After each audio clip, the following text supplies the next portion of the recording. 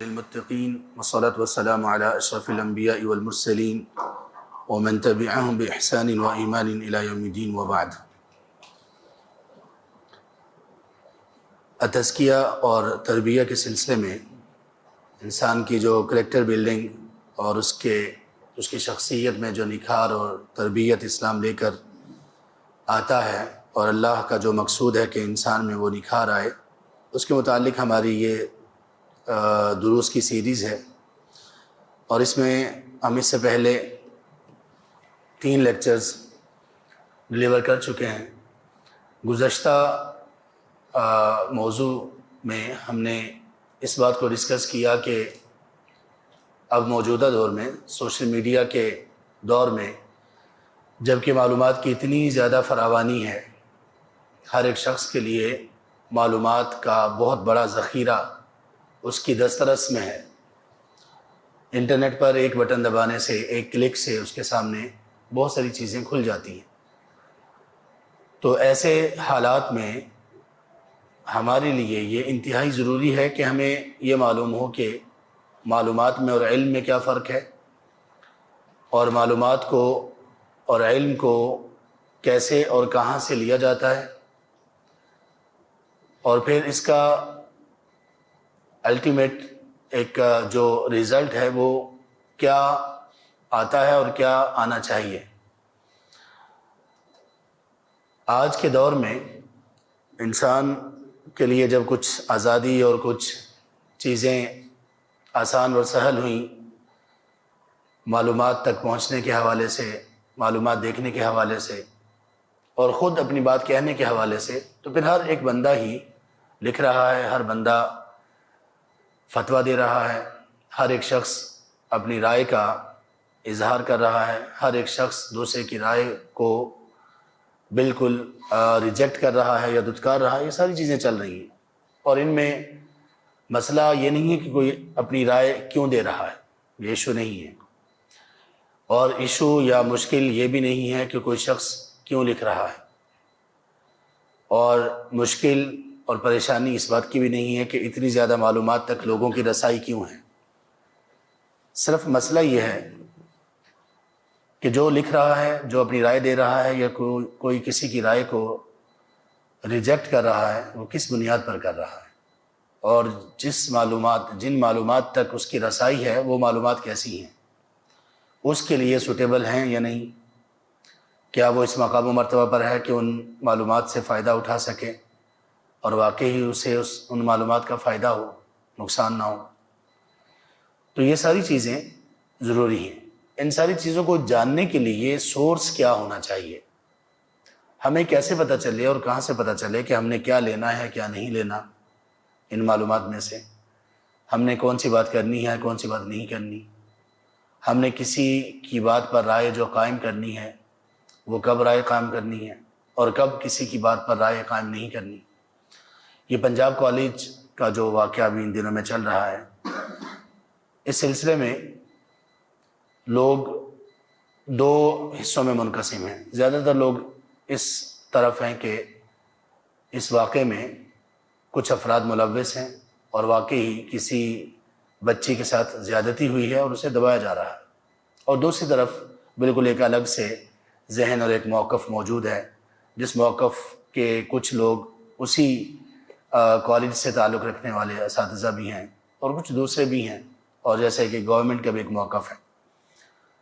اب اس سے صرف نظر کرتے ہوئے کہ کون سچا ہے، کون جھوٹا ہے، کس کا موقف درست ہے، کس کا موقف درست نہیں ہے، ہمیں یہ دیکھنا ہوگا کہ ہمیں ایسے مواقع پر کیا کرنا چاہیے۔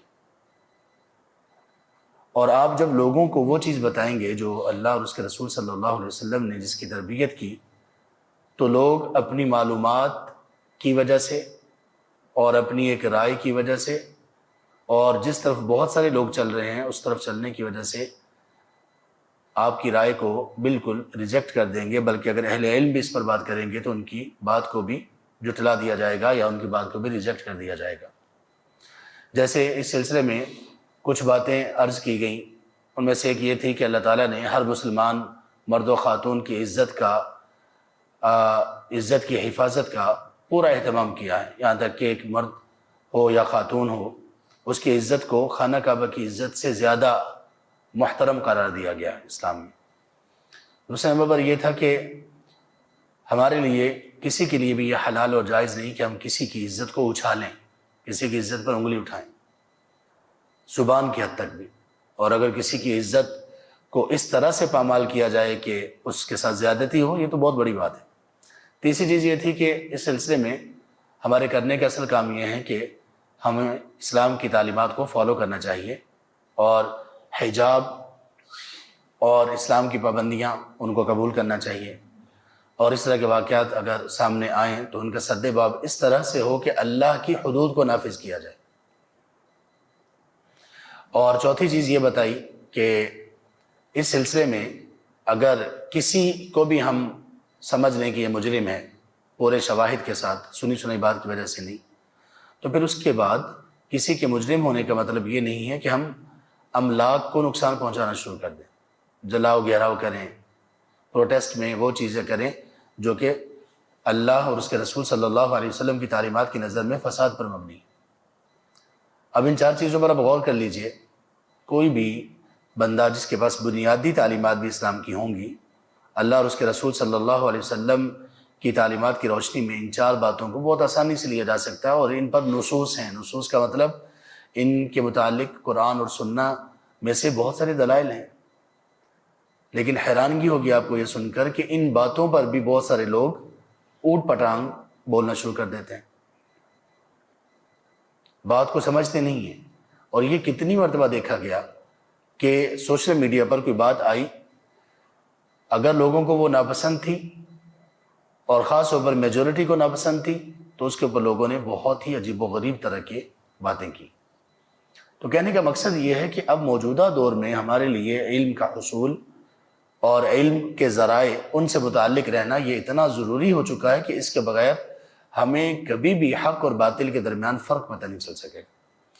تو پچھلے ٹاپک سے یہی جڑا ہوا ہمارا ٹاپک ہے، کریکٹر بلڈنگ ہو، تزکیہ ہو، تربیت ہو، انسان کس ڈگر پر زندگی گزارے، کس نہج پر چلے، ان تمام چیزوں کو سیکھنے کے لیے جہاں پر ہمارے پاس کتاب اللہ موجود ہے، اللہ کے رسول صلی اللہ علیہ وسلم کے فرمودات موجود ہیں، تو وہاں پر انہی کتاب اللہ کی آیات اور انہی دلائل اور فرمودات رسول صلی اللہ علیہ وسلم کی روشنی میں یہ بھی موجود ہے کہ ان دونوں چیزوں کو، قرآن اور سنہ کو، سیکھنا کہاں سے، اور سیکھنا کن لوگوں سے ہیں؟ ان کو کہتے ہیں علماء۔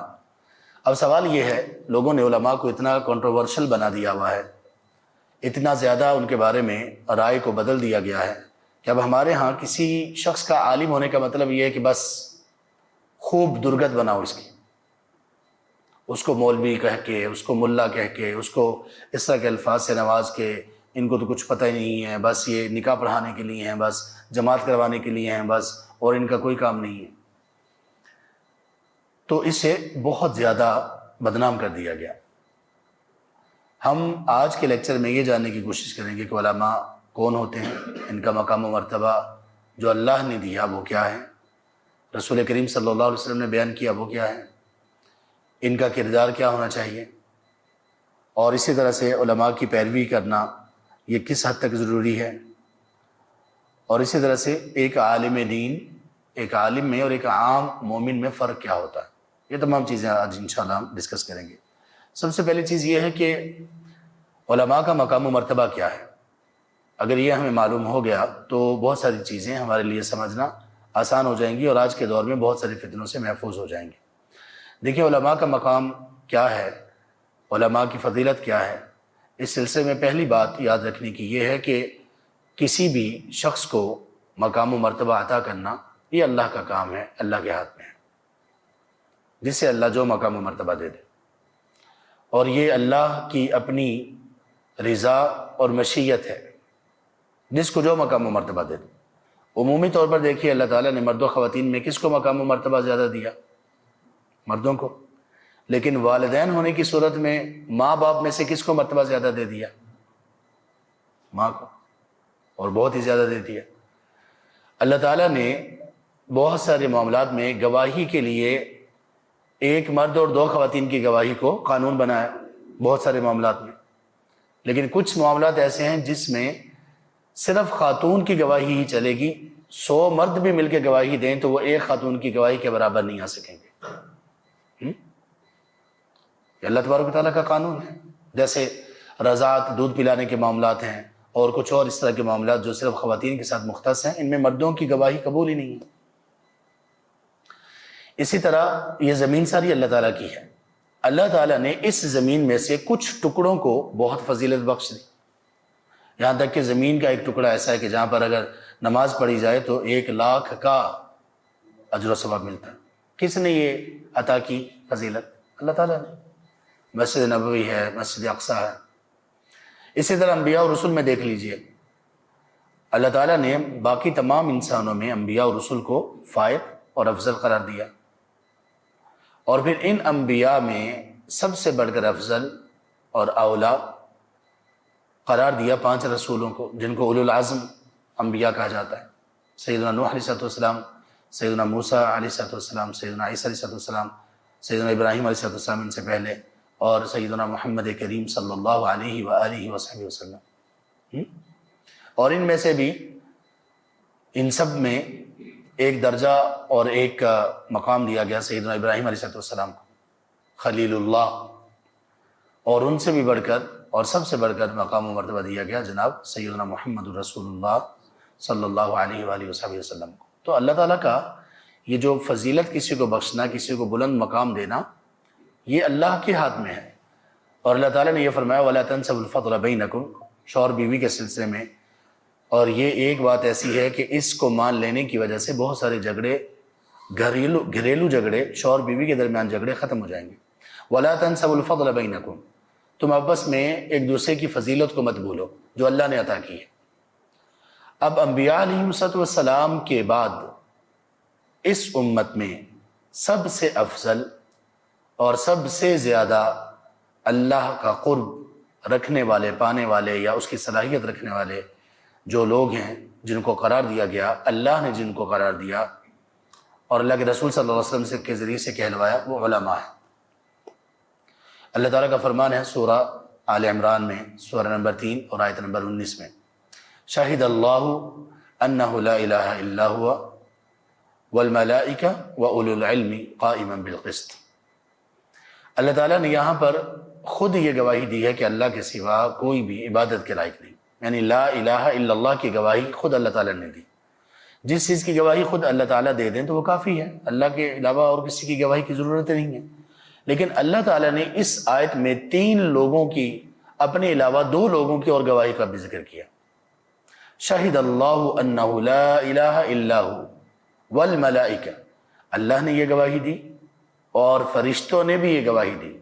اس کا مطلب یہ ہوا کہ باقی تمام مخلوقات میں فرشتے کوئی مقام و مرتبہ رکھتے ہیں کہ اللہ تعالیٰ نے اپنی گواہی کے ساتھ ان کا بھی ذکر کیا۔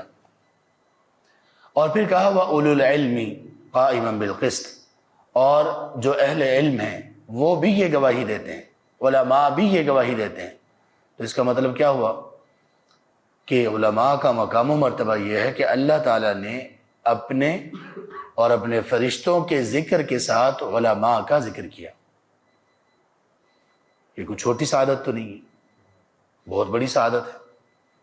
اسی طرح اللہ تبارک و تعالیٰ نے ارشاد فرمایا سورہ زمر میں، یہ قرآن کریم کی 39 نمبر سورہ ہے اور اس کی آیت نمبر ہے 9۔ قل، اے پیغمبر اب کہہ دیجئے، لا یستوی الذین یعلمون والذین لا یعلمون، جن لوگوں کے پاس علم ہے وہ اور جن لوگوں کے پاس علم نہیں وہ برابر نہیں ہو سکتے، کبھی بھی برابر نہیں ہو سکتے۔ کس چیز میں برابر نہیں ہے؟ انسانیت میں تو برابر ہیں، حقوق وغیرہ کے اعتبار سے جو عام حقوق ہیں ان کے اعتبار سے برابر ہیں۔ تمام جیسے مردوں کی گواہی ایک کی گواہی ہے، اسی طرح ایک عالم دین کی بھی گواہی ایک ہی گواہی ہوگی۔ یہ نہیں ہوگا کہ کہا جائے کہ یہ جو عالم، چونکہ یہ عالم دین ہے تو ان کی گواہی 10 کے برابر ہوگی، نہیں، ایسا نہیں ہوگا۔ تو ان چیزوں میں تو یہ برابر ہیں، لیکن اللہ تعالیٰ نے اس آیت میں سورہ زمر کی آیت 11 میں جو کہا کہ قل هل يستوي الذين يعلمون والذين لا يعلمون، آپ ان سے پوچھئے جاننے والے اور نہ جاننے والے برابر ہو سکتے ہیں؟ تو یہ کون سی برابری ہے؟ مقام و مرتبہ کی اور فضیلت کی برابری۔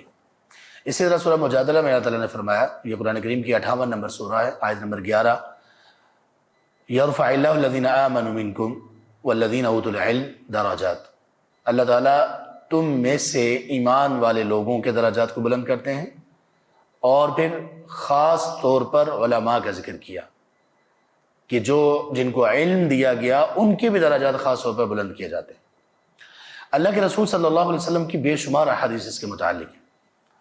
ایک حدیث میں آپ صلی اللہ علیہ وسلم نے یہ فرمایا، من سلک طریقا، یہ ابن ماجہ وغیرہ میں حدیث ہے، من سلک طریقا یطلب فیہ علما، جو بندہ کسی ایسی راہ چلے گا جس میں وہ علم کی تلاش میں ہو، اور اس علم سے مراد علم وحی ہے، اللہ کا نازل کردہ علم۔ جو بندہ بھی علم حاصل کرنے کے لیے اپنے گھر سے اٹھے گا، اپنے گھر سے اٹھ کے وہ مسجد تک آئے، وہ جتنا بھی سفر کرے، مسجد اس کے گھر کے قریب ہو یا دور ہو، یا جہاں پہ وہ علم حاصل کرنے کے لیے جا رہا ہے، جہاں تک بھی اس کا سفر، جتنے بھی قدم اٹھیں، یہ کوشش اور یہ اس کا چلنا اٹھنا، یہاں تک کہ اگر وہ اپنے گھر میں بیٹھ کر ہی علم حاصل کر رہا ہے یا علم حاصل کر رہی ہے، تو اللہ تبارک و تعالیٰ اس جستجو کی وجہ سے، اس جستجو کے بدلے اللہ اس کے لیے جنت کے راستے کو آسان کر دیں گے، جنت کی راہیں اس کے لیے آسان ہو جائیں گی۔ پھر فرمایا وَإِنَّ الْعَالِمَ، ایک جو عالم ہے، يَسْتَغْفِرُ لَهُ مَنْ فِي السَّمَاوَاتِ وَمَنْ فِي الْأَرْضِ، اس کے لیے اللہ کے اذن سے زمین و آسمان میں موجود ہر کوئی اس کے لیے استغفار کرتا ہے، اس کے لیے استغفار کرتا ہے۔ فرمایا حتی الحیتان فی جوف الماء، یہاں تک کہ مچھلیاں پانی کی گہرائی میں اور چیونٹیاں اپنی بلوں میں، یہ بھی اس معلم کے لیے، اس عالم کے لیے دعائیں کرتی ہیں، استغفار کرتی ہیں جو لوگوں کو خیر سکھا رہا ہے۔ پھر آپ نے فرمایا کہ ایک عالم کی فضیلت دوسرے لوگوں پر ایسے ہی ہے جیسے، یعنی دوسرے جو بڑے باعمل اور اچھے پختہ اور عابد و زاہد مسلمان ہوں، ان پر ایک عالم کی فضیلت ایسے ہے جیسے 14ویں کے رات کی فضیلت ہے باقی تمام دنوں کے چاند پر۔ 14ویں کا چاند وہ ماہ کامل ہے، پورا چاند ہے، اس کی روشنی زیادہ ہے۔ باقی دنوں کا پہلی کا، دوسری کا، چوتھی کا، 20 کا، 22 کا چاند وہ بھی چاند ہی ہے لیکن اس کی روشنی کم ہے۔ تو باقی جو علماء ہیں، باقی جو مومن ہیں، مسلمان ہیں، وہ سب بھی چاند کی طرح ہیں، لیکن ماہ کامل کن کو قرار دیا گیا؟ علماء کو۔ پھر یہی پر بس نہیں، پھر آپ صلی اللہ علیہ وسلم نے فرمایا ان العلماء ورثۃ الانبیاء، علماء انبیاء کے وارث ہیں۔ لم یورثوا دینارا ولا درہما، اور انبیاء نے اپنی وراثت میں کوئی درہم و دینار نہیں چھوڑے، بلکہ انبیاء نے اپنی وراثت میں علم چھوڑا، سو جس نے علم کو حاصل کر لیا اس نے بہت بڑا نصیب پا لیا۔ اب یہاں پر دیکھیے کہ اس روئے زمین پر سب سے مقدس لوگ کون تھے؟ انبیاء۔ انبیاء کے بعد اللہ تعالیٰ نے اور اللہ کے رسول صلی اللہ علیہ وسلم نے اللہ کے اذن سے، اللہ کے حکم اور وحی سے علماء کو انبیاء کے بعد سب سے افضل قرار دیا۔ اب مجھے یہ بتائیے کہ یہ جو فضیلت ہے جو اللہ اور اس کے رسول صلی اللہ علیہ وسلم نے دی، اگر کوئی شخص اس کا انکار کرے گا تو وہ تو قرآن کریم کی آیات کا اور احادیث مبارکہ کا انکار کرنے والا ہے۔ کیا اس کا انجام ہوگا؟ کوئی اس کو دل سے تسلیم نہ کرے، عالم کا لفظ سنتے ہی اس کے دل میں تنگی، انقباض، کراہت یہ آنا شروع ہو جائے۔ تو ان نصوص کی روشنی میں دیکھیے کہ وہ کیا، اس کا انجام کیا ہوگا، اس کے اعمال کا انجام کیا ہوگا۔ ایک تو یہ ہے نا کہ کسی کو ہم کسی کی پاکیزگی بیان کریں، کسی کی تعریف ہم کریں، ہمارا کیا مقام ہے اور ہماری کیا حیثیت ہے، ہم کسی کی تعریف کریں، ہماری تعریف کی، کسی کی ہم تعریف کریں، کسی کا مقام بلند ہم بیان کریں، کوئی مان لے کوئی نہ مانے، کوئی فرق نہیں پڑتا۔ جن کا مقام و مرتبہ اللہ اور اس کے رسول صلی اللہ علیہ وسلم نے بتایا ہو، ہمیں آگاہ کیا ہو، بلند کیا ہو، کوئی اسے تسلیم نہ کرے تو پہلے ہی اس بات کو جان لیجیے کہ اس کو بنے گا کیا۔ تو ہمارے ہاں جو شخص بھی اپنے کریکٹر کو درست کرنا چاہتا ہے، جو شخص بھی اس طرح کا مسلمان بننا چاہتا ہے جیسے اللہ ہم سے چاہتے ہیں، دنیا میں بھی کامیاب اور آخرت میں بھی کامیاب، تو پہلے وہ یہ دیکھ لے کہ اللہ کی دی ہوئی فضیلتیں اسے قبول ہیں یا قبول نہیں ہیں۔ یہ بالکل ایسے ہی کہ کوئی شخص ماں اور باپ میں سے کہے کہ مجھے نہیں قبول ان دونوں کو جو فضیلت دی گئی مجھے نہیں قبول، مجھے نہیں ان کی بات ماننی. میں نہیں مانتا ہوں کہ میرا باپ افضل ہے مجھ سے، میری ماں مجھ سے افضل ہے، یا میری والدہ وہ میرے والد محترم سے زیادہ حق رکھتی ہے مجھ پر، میں نہیں مانتا ہوں. تو اس نے صریحاً انکار کیا قرآن کا اور سنہ کا اور اللہ کی نازل کردہ وحی کا. اور ہم جانتے ہیں کہ جو اللہ اور اس کے رسول صلی اللہ علیہ وسلم کی باتوں کا انکار کرتا ہے وہ کیا کیا کہلاتا ہے اور اس کا کیا حکم ہے اسلام میں. یہ پہلی بات ہوگی.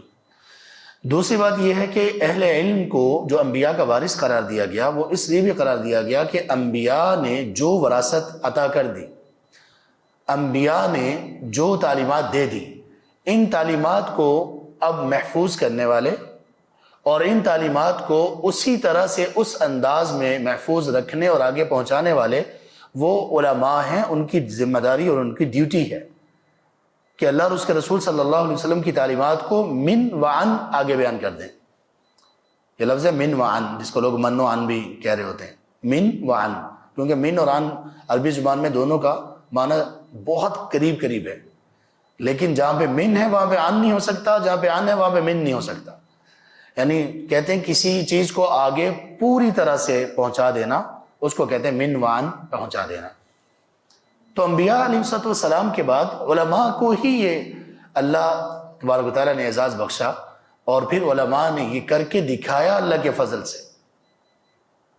علماء نے یہ کر کے دکھایا اللہ کے فضل سے. پورا دین محفوظ ہے. قرآن کریم کی آیات ہی نہیں، آیات کے معانی، مفاہیم، تفاسیر محفوظ ہیں.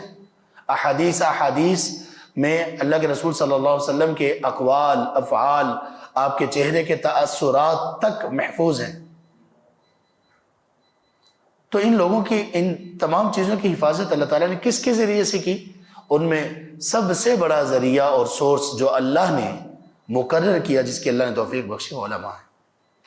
تو علماء کو مسلم معاشرے میں ڈی گریڈ کرنا، علماء کو مسلم معاشرے میں ان کی انسلٹ کرنا، آپ یہ جان لیجئے کہ یہ دین کی جڑیں کاٹنے کے مترادف ہے. یہ دین کو بالکل سرے سے ختم کرنے کے مترادف. اس لیے کہ علماء اللہ اور اس کے رسول صلی اللہ علیہ وسلم کی مراد کو جانتے ہیں کہ اس آیت سے اللہ کی مراد کیا ہے، اللہ تعالیٰ کیا چاہتے ہیں، یہی تفسیر ہے. اور اس حدیث مبارکہ سے اللہ کے رسول صلی اللہ علیہ وسلم کی مراد کیا ہے، اور اس مراد کے بعد اس پر عمل کیسے کیا جائے گا. عملی پریکٹیکلی سب چیزیں بھی علماء کے پاس آئی ہوئی ہیں. علماء ایک سے دوسرے کو ڈلیور کرتے آ رہے ہیں اور ان سے لوگ سیکھتے آ رہے ہیں. پھر عام لوگوں کی بھی رہنمائی علماء کے ذریعے سے. پہلے لوگ جب انبیاء علیہ السلام موجود تھے تو اپنے تمام معاملات کو جو دین سے متعلق ہوتے تھے ان کا سوال کس سے کرتے تھے؟ انبیاء سے. اور ان کے بعد اللہ تعالیٰ نے یہ حکم دیا سورۃ النحل میں اور سورۃ النحل میں اور سورہ انبیاء میں، دونوں جگہ پر اللہ تعالیٰ نے یہ حکم دیا فَاسْأَلُوا أَهْلَ الذِّكْرِ إِن كُنتُمْ لَا تَعْلَمُونَ. سورہ انبیاء کی آیت نمبر 7 ہے کہ تم اہل ذکر سے پوچھ لو اگر تمہیں علم نہیں ہے. تو اہل ذکر کون ہے؟ ذکر والے کون ہیں؟ ذکر کیا ہے؟ اِنَّا نَحْنُ نَزَّلْنَا الذِّكْرَ وَإِنَّا لَهُ لَحَافِظُونَ. سورۃ الحجر کی آیت نمبر 9 ہے. اللہ نے جو تعلیمات نازل کی قرآن کی صورت میں یا حدیث کی صورت میں وہ ذکر ہے. اور اہل ذکر کون ہے؟ جن کے پاس یہ تعلیمات ہیں، جن کے پاس یہ تعلیمات ہیں وہ اہل ذکر ہیں. تو اللہ نے فرمایا کہ اگر تمہیں علم نہیں تو تم پوچھ لو اہل ذکر سے، اہل علم سے. جن لوگوں سے ہم نے سوال پوچھنے ہیں دین کے متعلق، اگر ہم ان کو دین کا دشمن قرار دے دیں اور ہم ان کی جگہ پر کچھ اور لوگوں کو کہیں کہ یہ لوگ ہیں اصل میں جو دین کے واقعی حقیقی سمجھ اور فہم رکھنے والے ہیں، علماء یا مولوی یا یہ فلاں اور فلاں، یہ تو بس ایسے ہی ہیں، تو اس کا مطلب یہ ہے کہ یہ دین کی بنیادوں کو بالکل کھوکھلا کرنے کی کوشش ہے. اور یہ کوشش ہی رہے گی. بڑے لوگ پہلے بھی کرتے رہے ہیں، ابھی بھی کرتے ہیں اور اس کے علاوہ بھی کرتے رہیں گے، لیکن اس کا کچھ بھی حاصل نہیں ہوگا، کچھ بھی حاصل اس کا نہیں ان کو ملے گا. یہ کوششیں ناکامی ہوں گی، اس لیے کہ اللہ تعالیٰ نے اس دین کی حفاظت کا ذمہ لیا ہے. اور جب اللہ نے اس دین کی حفاظت کا ذمہ لیا ہے تو واللہ جب اس دین کی حفاظت اللہ تعالیٰ نے اہل علم کے ذریعے سے کروانی ہے تو پھر اہل علم کی حفاظت کا ذمہ بھی، ان کے مقام و مرتبہ کی حفاظت کا ذمہ بھی اللہ نے لے رکھا ہے۔ اس سے آپ دیکھیں گے کہ بڑے بڑے فتنے آتے ہیں معاشرے میں، بڑے بڑے لوگ آتے ہیں، لوگ بڑا انسپائرڈ ہوتے ہیں، لوگ بڑا انسپائر ہوتے ہیں ان سے، اور ان سے بڑا اثر لیتے ہیں، ہوتے وہ فتنے ہیں، لیکن بہت جلد اللہ تعالیٰ ان کو بالکل نیست و نابود کر دیتے ہیں۔ بس ایسے فتنوں کے آنے کا مقصد کیا ہوتا ہے؟ لوگوں کے ایمان کو چیک کرنا۔ متاثر تو لوگ دجال سے بھی ہوں گے کہ نہیں؟ اللہ کے رسول صلی اللہ علیہ وسلم نے فرمایا میری اس امت میں 30 دجال ہوں گے، کذاب۔ دجال کس کو کہتے ہیں؟ جو حق اور باطل کو مکس کر کے پیش کرے۔ لوگ متاثر ہو جاتے ہیں، ہم سب متاثر ہو جاتے ہیں۔ جیسے پچھلی دفعہ یہ حدیث بیان کی تھی کہ اللہ کے رسول صلی اللہ علیہ وسلم نے یہ فرمایا کہ ممکن ہے کہ تم میں سے کوئی بندہ تیز اور اپنی بہت زیادہ قائل کر لینے والی زبان سے باطل پر ہوتے ہوئے بھی مجھے ایسے مطمئن کر دے کہ جیسے وہ حق پر ہو۔ یعنی آپ صلی اللہ علیہ وسلم خود بھی کسی کی گفتگو سے متاثر ہو سکتے ہیں، آپ نے خود بتایا، صحیح بخاری کی حدیث ہے، پچھلی دفعہ ہم نے ڈسکس کی۔ تو ہمیں یہ چاہیے کہ ہم اصل کو مت چھوڑیں۔ اور دیکھیں اسلام کی حقانیت کا ایک ثبوت یہ بھی ہے کہ اسلام میں اتنے اسکالرز اور اتنے علماء اللہ نے پیدا کیے، آپ کو کسی اور دین، مذہب، ملت میں اتنے علماء نہیں ملیں گے، نہ پہلے نہ اب۔ امت محمد صلی اللہ علیہ وسلم سے پہلے بھی اتنے علماء نہیں تھے کسی بھی امت میں۔ آپ نصارہ کو دیکھ لیجئے، آپ یہود کو دیکھ لیجئے، اور آج بھی آپ دیکھ لیجئے، ان میں لوگوں کا یہ ایک ایم یا مقصد نہیں ہے کہ ہم علم کو حاصل کریں اور اس کے لیے اپنے آپ کو وقف کر دیں، جبکہ امت مسلمہ میں الحمدللہ اللہ تعالیٰ نے علماء کی اتنی کثرت رکھی ہے، اس کی حفاظت ہے۔ اور پھر ایک یہ کہ دین کی صداقت اہل علم کی صداقت کے ساتھ بھی منسلک ہے۔ وہ کیسے؟ ایک چیز ہے جس کو تمام علماء کہہ رہے ہوں کہ غلط ہے، ایک چیز، ایک شخص، ایک قول، ایک نظریہ جس کو تمام علماء کہہ رہے ہوں کہ یہ غلط ہے۔ اگر ہم نے یہ کہا کہ نہیں سارے علماء غلط ہیں تو یہ ڈائریکٹ ہٹ ہوگی، یہ ڈائریکٹ ضرب لگے گی قرآن کی آیات پر اور احادیث مبارکہ پر، اس لیے کہ اللہ تبارک و تعالیٰ نے جب کچھ لوگوں کو وہ اتھارٹی دی کہ آپ نے ان سے سوال کرنا ہے، آپ نے ان سے، جب بھی آپ کو علم نہ ہو تو آپ نے ان سے پوچھنا ہے، اور جن سے پوچھنے کا کہا گیا وہ کسی موقع پر، کسی ایک جگہ پر بھی وہ سب کے سب اگر غلط ہو سکتے ہوں گے تو اس کا مطلب یہ کہ اللہ تبارک و تعالیٰ نعوذ باللہ غلط چیز کی طرف رہنمائی کر رہے ہیں۔ سمجھا آپ نے اس بات کو؟ مثال کے طور پہ اللہ تعالیٰ نے یہ کہا کہ بھائی آپ لوگوں کو جب علم نہ ہو تو آپ نے اہل علم سے سوال کرنا ہے۔ اللہ کے رسول صلی اللہ علیہ وسلم نے فرمایا انبیاء کے ورثہ وہ علماء ہیں، اور ایک طرف ایک بندہ ہے اور دوسری طرف سارے علماء ہیں۔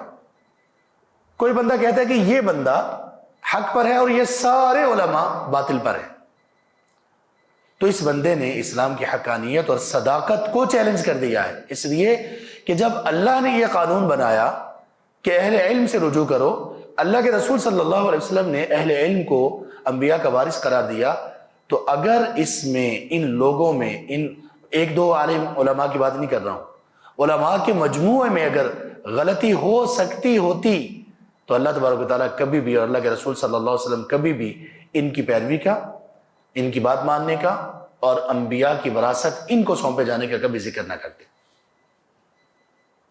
اللہ تعالیٰ نے ارشاد فرمایا سورہ النساء میں آیت نمبر 59 میں، یا ایھا الذین آمنوا اطیعوا اللہ واطیعوا الرسول واولی الامر منکم، اے ایمان والو تم اللہ اور اس کے رسول کی بات مانو اور اولو الامر کی بھی بات مانو، جن کے ہاتھ میں امور ہیں، امور کی باغ دوڑ ہے۔ تقریباً تمام مفسرین نے اس آیت کی تفسیر میں جو اقوال نقل کیے ہیں وہ یہ ہیں کہ اس سے مراد حکمران بھی ہیں اور علماء بھی ہیں، حکمران بھی علماء بھی ہیں، اور یہ دو وہ لوگ ہیں، حکمران مسلمانوں میں حکمران اور علماء، یہ دو وہ لوگ ہیں کہ ان دونوں لوگوں کے پاس جو اللہ نے ان کو اختیارات دے رکھے ہیں، جو علم دے رکھا ہے، ان کے ساتھ ہی پورے معاشرے اور امت مسلمہ کی بہتری اور خیر خواہی ہے۔ اگر علماء اپنی ذمہ داری کو بھول جائیں، اگر حکمران اپنی ذمہ داری کو نہ پہچانیں، یا اس میں کوتاہی کریں یا لوگ حکمرانوں کی پرواہ نہ کریں تو پھر فساد ہوگا، قتل و غارت گری ہوگی، اور اگر لوگ علماء کی پرواہ نہ کریں تو پھر نظریات، عقائد، بیلیفز، منہج، راستے، صراط مستقیم سب کچھ گڑمڑ ہو جائے گا اور کھو جائے گا۔ اور ان دونوں میں سے زیادہ مقام و مرتبہ کس کا؟ حکمران اور علماء میں سے علماء کا۔ اس لیے آپ ہمیشہ اسلامی تاریخ میں اچھے، بہترین اور صلحاء اور نیک اور عادل حکمرانوں کو پائیں گے کہ وہ ہمیشہ اہل علم کے دروازوں پر ہوتے تھے، ان سے استفادہ کرنے کے لیے، ان سے علم کے لیے، ہمیشہ بھی یہ پائیں گے۔ منصف علماء ہمیشہ منصف حکمرانوں نے ہمیشہ اہل علم کو بڑی توقیر سے نوازا، بڑی توقیر سے نوازا۔ تو یہ علماء کی قدر اور فضیلت اور علماء کا ان کے ساتھ انسان کا منسلک ہونا، اس کے ضروری ہونے کے چند ایک دلائل تھے۔ اب بات یہ ہے کہ عالم کہتے کس کو؟ یہ سوال بڑا ویلڈ ہے، اگرچہ سوال کرنے والے بہت سارے لوگ ان کے پیچھے مقاصد جو دکھائی دیتے ہیں وہ بڑے برے ہیں۔ ایک بندے نے پچھلے دنوں یہ کہا کہ آپ کہہ رہے ہیں کہ فلاں بندہ عالم نہیں ہے، بھائی آپ کو کیسے پتا کہ وہ عالم نہیں ہے؟ ممکن ہے وہ عالم ہو۔ اور کسی نے یہ بھی کہا کہ ہمیں کیا پتا عالم کون ہوتا ہے؟ اللہ اکبر! یہ بالکل ایسے ہی ہے جیسے بندہ اس بات کا انکار کرے ہمیں کیا پتا کہ انبیاء کون ہوتے ہیں۔ اگر ہم یہ نہیں کہہ سکتے کہ ہمیں کیا پتا کہ نبی کون ہو سکتا ہے، تو جب انبیاء نے یہ کہا کہ ہمارے ورثاء علماء ہیں، تو جب ہم نے علماء کو نہیں پہچانا، ہمیں پتہ ہی نہیں ہوگا کہ علماء کون ہوتے ہیں، تو ہم نے انبیاء کی وراثت یعنی اس علم کی بے توقیری کی، بے ادبی کی، اور ہم نے اس کو کھو دیا، اس سے محروم ہو گئے اگر ہمیں علماء کا نہیں پتا۔ دیکھیے یہ سوال ویسے ایک اعتبار سے اہم بھی بہت ہے، اس اعتبار سے اہم ہے کہ آج ہر بندہ ہی اپنی رائے دے رہا ہے، ہر بندہ ہی موقف دے رہا ہے، ہر بندہ ہی فتویٰ دے رہا ہے، جس کو آپ کہتے ہیں۔ یہاں تک کہ آپ بقرہ عید پر جانور خریدنے کے لیے منڈی میں جائیں، وہاں پہ آپ کو ہر بندہ، ہر جانور والا فتویٰ دے رہا ہوگا۔ قصاب کے پاس ان دنوں میں چلے جائیں، وہ آپ کو فتویٰ دے رہا ہوگا۔ منڈی میں آپ چلے جائیں سبزی وغیرہ لینے کے لیے، کچھ اور چیزیں، وہ آپ کو فتوے دے رہے ہوں گے۔ ہر بندہ فتویٰ دے رہا ہے، ہر بندہ موٹیویشنل اسپیکر، بڑا ہی ماہر نفسیات اور فلاں دین کے بارے میں فتویٰ دے رہا ہے۔ اور ایک نادان بندے نے یہ بات بھی کہی کہ آپ یہ نہ کہیں کہ دین کے بارے میں جو لوگ رائے اپنی رکھتے ہیں اور بات چیت کرتے ہیں، آپ ان کو کسی ڈاکٹر کے ساتھ، کسی انجینئر کے ساتھ نہ ملائیں، اس لیے کہ وہ تو الگ فیلڈز ہیں، یہ تو اسلام ہے، اسلام تو سب کے لیے ہے، تو ہر بندہ ہی اپنی رائے دے سکتا ہے، گویا ہر بندہ ہی عالم ہے۔ تو یہاں پر یہ عرض ہے، سورہ مجادلہ کی آیت نمبر 11 میں اللہ نے جو یہ فرمایا، یرفع اللہ الذین آمنوا منکم والذین اوتوا العلم درجات، یہاں پہ اللہ تعالیٰ نے دو لوگوں کا ذکر کیا، ایک مومنوں کا، ایمان والوں کا، اور ایک علماء کا۔ اس کا مطلب کیا ہوا کہ ایمان والوں میں اور علماء میں کچھ فرق ہے۔ سارے ایمان والے علماء نہیں ہو سکتے، حالانکہ جو بنیادی علم ہم سب کے اوپر فرض ہے کہ ہم سب اس کو حاصل کریں، وہ ارکان ایمان کا، ارکان اسلام کا، اور ہر اس عبادت کا علم جو ہم پر فرض ہو چکی ہے، یہ ہم سب پر لازم ہے کہ ہم یہ علم حاصل کریں۔ تو اس علم کو حاصل کرنے کے بعد ہم اللہ اور اس کے رسول کی نظر میں عالم نہیں بنیں گے، بلکہ ایک اچھے مسلم اور مومن بنیں گے۔ تو ایمان والے مومن کچھ اور ہیں، جبکہ دوسرے علماء کچھ اور ہیں۔ غور کیجئے، یرفع اللہ الذین آمنوا منکم، اللہ تعالیٰ تم میں سے ایمان والوں کے درجات بلند کرتے ہیں، آمنوا منکم والذین اوتوا العلم، اور تم میں سے ایمان والوں میں سے بھی جن کو علم دیا گیا ان کے درجات کو بلند کرتے ہیں۔ واضح ہے نا چیزیں؟ تو اس اعتبار سے یہ سوال بڑا اہم بھی ہے کہ عالم ہوتا کیا ہے۔ کچھ نے کہا کہ عالم وہ ہوتا ہے کہ جس کے پاس فلاں جگہ کی ڈگری اور شہادہ ہو۔ ہاں، کسی حد تک یہ بات ٹھیک ہے، کسی مدرسے کا پڑھا ہوا، اس سے فارغ و تحصیل، اس کے پاس ایک شہادہ ہے، تو اس کو عالم کہا جائے۔ لیکن یہ بات اپنی جگہ پر مسلم ہے، اور اہل علم کے نزدیک یہ بات مسلم اور متفق علیہ ہے کہ ہر وہ بندہ جو کسی مدرسے سے فارغ ہو، اس کے پاس شہادہ ہو، تو ہر شہادہ رکھنے والا، ہر سند اور ڈگری رکھنے والا بندہ عالم نہیں ہوتا۔ ہر ڈگری رکھنے والا بندہ عالم نہیں ہوتا، اس لیے کہ مدارس میں جو پڑھایا جاتا ہے نا، حالانکہ جو شخص ایک مدرسے میں پڑھا ہوا ہے 6-8 سال، آپ کا کیا خیال ہے وہ عام جو لوگ ہیں، عام جو مسلمان ہیں، عام جو مومن ہیں، جن لوگوں نے اپنے 6-8 سال وہ کسی مدرسے میں نہیں لگائے، کالج میں لگائے، کیا ایک مدرسے میں پڑھا ہوا 6-8 سال 10 سال وہ ایک، اور ایک وہ جو 6-8-10 سال کالج یونیورسٹی میں پڑھا ہے، یہ دونوں برابر ہو سکتے ہیں؟ مانا کہ ہر بندہ مدرسے سے پڑھا ہوا عالم نہیں ہے، لیکن کیا اس بندے کا مقام و مرتبہ، اس کے علم کا لیول کیا ایک اس بندے کی طرح ہو سکتا ہے کہ جو صرف سکول کالج میں پڑھا ہو؟ عام بات کر رہا ہوں، یہ ممکن ہے کہ کوئی سکول کالج یونیورسٹی میں پڑھنے والا بندہ اپنی سیلف اسٹڈی کی وجہ سے بہت اچھا مطالعہ رکھتا ہو اپنا، یہ ممکن ہے، کوئی ایسی بات نہیں ہے، لیکن جس نے 7-8-10 سال پڑھا ہے، سبحان اللہ، وہ اگر اس کو اتنی صلاحیت نہیں نصیب ہوئی کہ وہ کوئی مجتہد بن سکے، وہ واقعی عالم اس لیول پر بن سکے کہ فتویٰ دے سکے، لیکن وہ اللہ کے رسول صلی اللہ علیہ وسلم کی احادیث مبارکہ سے، احادیث کی کتابوں سے، ایک ایک اسلام کے پہلو سے گزرا تو ہے نا، جس کا دوسرے بندوں کو کبھی علم تو دور کی بات ہے، ممکن ہے کہ زندگی بھر وہ ان چیزوں کے بارے میں کبھی سن ہی نہ سکے جن چیزوں کو اس بندے نے پڑھ لیا ہے اور اس سے گزر چکا ہے۔ ہاں، فرق تو ہوگا نا۔ تو پھر علماء کہتے کس کو ہیں پھر؟ دیکھیں کچھ لوگ ہوتے ہیں جو مدارس وغیرہ سے فارغ التحصیل جو ہوتے ہیں، وہ علماء اگر نہیں، مفتیان اگر نہیں، تو کم از کم وہ طلاب العلم تو ضرور ہیں، اس علم اور دین کے وہ اسٹوڈنٹ ضرور ہیں، اسٹوڈنٹ آف نالج تو ان کو کہا جائے گا۔ اور جس بندے نے یہ بھی نہیں کر رکھا، اس کی کوئی تعلیم، نہ اس کی عربی کی تعلیم، نہ اس کی فقہ کی تعلیم، نہ اس کی تفسیر، نہ حدیث کی تعلیم، یہ بندہ خود کو اگر علماء کی فہرست میں شامل کرے تو یہ بڑی شرم کی بات ہے، اور یہ بندہ اپنے آپ کو اگر اسٹوڈنٹ آف نالج کی فہرست میں شامل کرے تب بھی ٹھیک نہیں ہے۔ اسٹوڈنٹ آف نالج ہونے کے لیے بھی یہ ضروری ہے کہ وہ بندہ علماء کے ساتھ ایک تعلق رکھتا ہو، ایک لمبا اس کا علماء کے ساتھ وہ واصلہ اور کنیکشن ہو کہ جس میں وہ سیکھ رہا ہو۔ ہم تو سیکھتے ہی نہیں ہیں، ہم تو طلبہ علم میں بھی نہیں آتے، اس لیے ہم سیکھتے ہی نہیں ہیں۔ تو سیکھنا اور علم حاصل کرنا یہ ضروری ہے۔ ایک بندہ وہ یہ کہتا ہے کہ مجھے عربی زبان آتی ہے، تو کیا عربی زبان سیکھنے کی وجہ سے وہ عالم بن جائے گا؟ نہیں، ایسا نہیں ہے، ورنہ تو عرب ممالک میں تمام لوگ علماء ہیں۔ تو کیا ایک وہ بندہ جو کہتا ہے کہ مجھے عربی نہیں آتی میں عالم ہوں، کیا یہ ممکن ہے؟ یہ بھی ممکن نہیں ہے۔ وہ بندہ کیسے عالم ہو سکتا ہے کہ جس کو علم کی زبان ہی نہیں آتی؟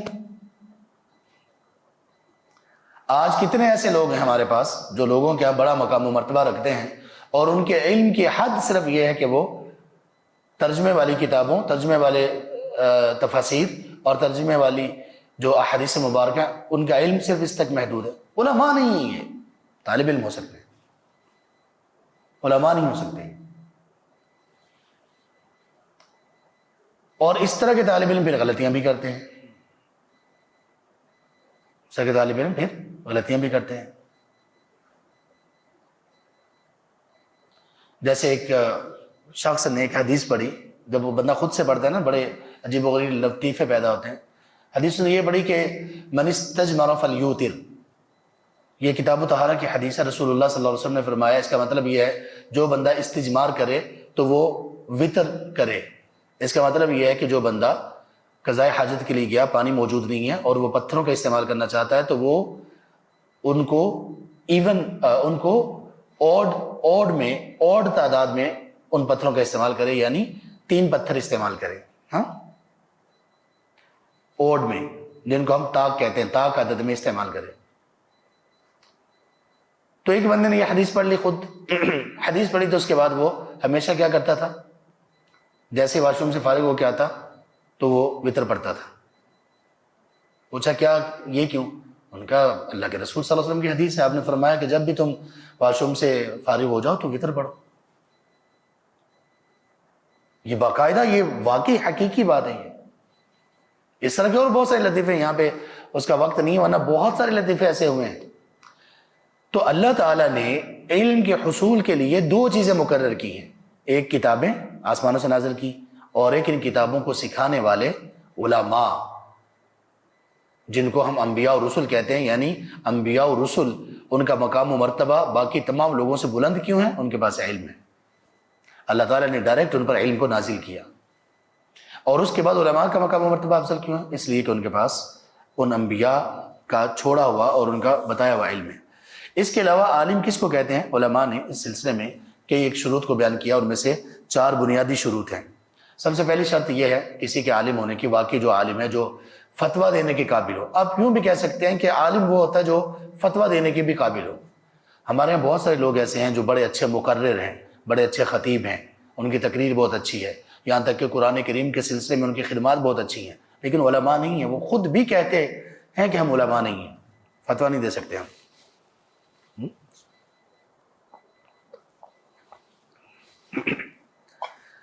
علماء عالم ہونے کے لیے سب سے پہلی شرط یہ ہے کہ وہ کتاب و سنت کی نصوص کا عالم ہو۔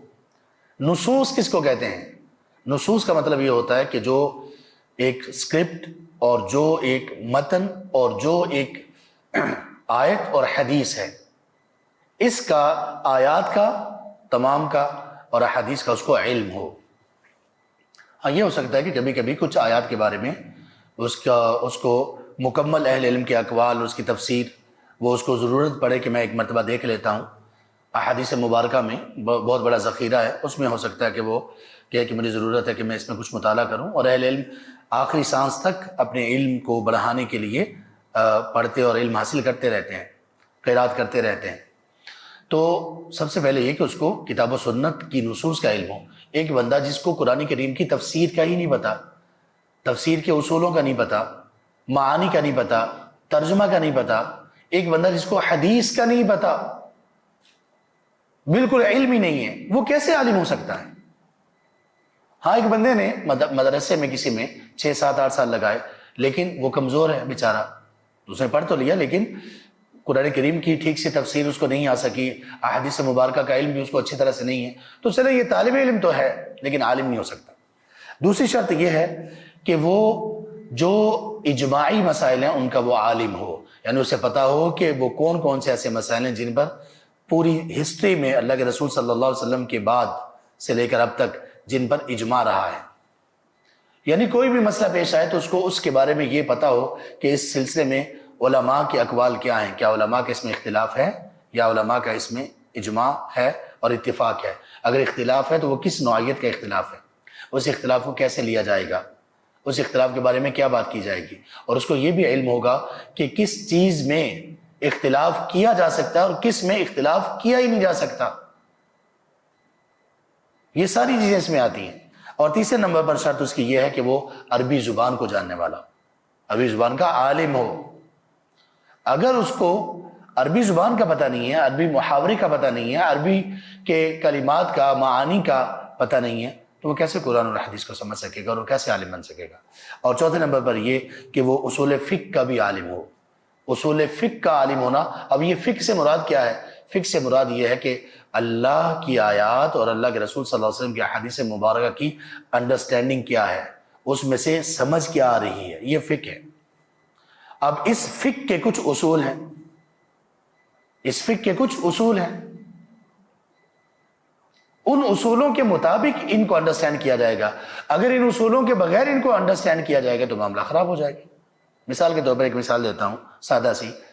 اللہ تعالیٰ نے قرآن کریم میں سورۃ النساء میں ارشاد فرمایا، آیت نمبر غالباً 95 ہے، کہ جو بندہ کسی مومن کو قتل کرے خطا کے ساتھ، غلطی سے اس سے کوئی بندہ قتل ہو جائے، تو اس کے جو کفارہ ہوگا، اس کا جو دیت وغیرہ اس نے دینی ہوگی، تو اس میں ایک چیز یہ بھی ہے فَتَحْرِيرُ رَقَبَةٍ مُؤْمِنَةٍ، وہ ایک مومن گردن کو آزاد کرے گا۔ یہ ایک آیت ہے۔ دوسری آیت ہے سورہ المجادلہ کی ابتدائی آیات میں، کہ وہ لوگ جو اپنی بیویوں سے زہار کرتے ہیں، وَالَّذِينَ يُظَاهِرُونَ مِن نِّسَائِهِمْ مَا هُنَّ أُمَّهَاتِهِمْ، اور اس کے بعد الَّذِينَ يُظَاهِرُونَ مِن نِّسَائِهِمْ ثُمَّ يَعُودُونَ لِمَا قَالُوا فَتَحْرِيرُ رَقَبَةٍ۔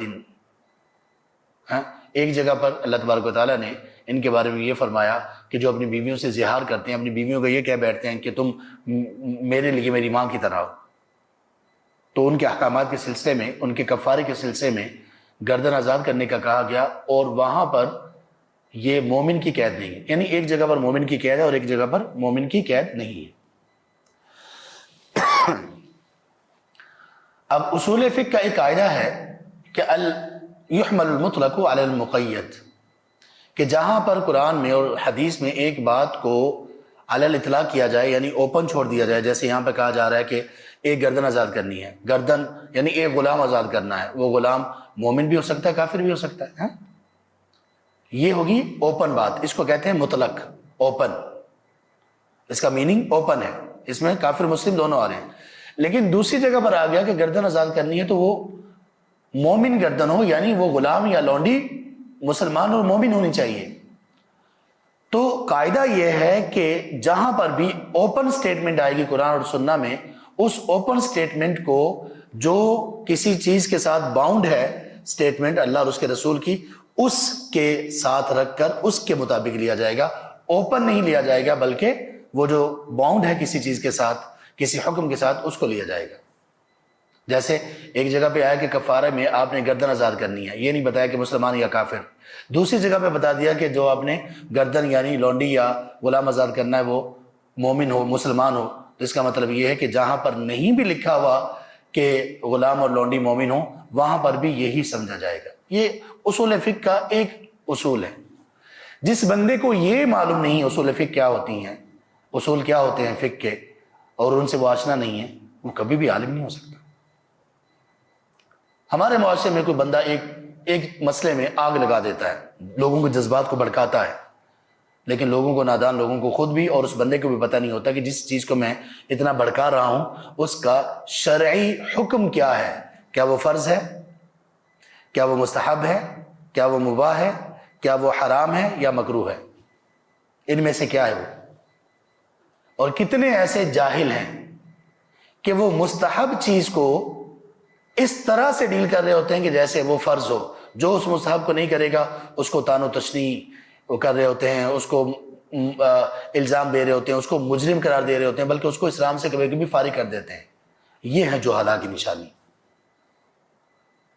ایک وہ چیز جو مستحب ہے، مستحب کا مطلب کیا ہوتا ہے کہ شریعت نے اس کو کرنا لازم قرار نہیں دیا، ہاں اس کی فضیلت کچھ ایسے بیان کی کہ اگر آپ کر لیں تو آپ کو اجر و ثواب زیادہ ملے گا، اگر نہیں کریں گے تو گناہ نہیں ہے۔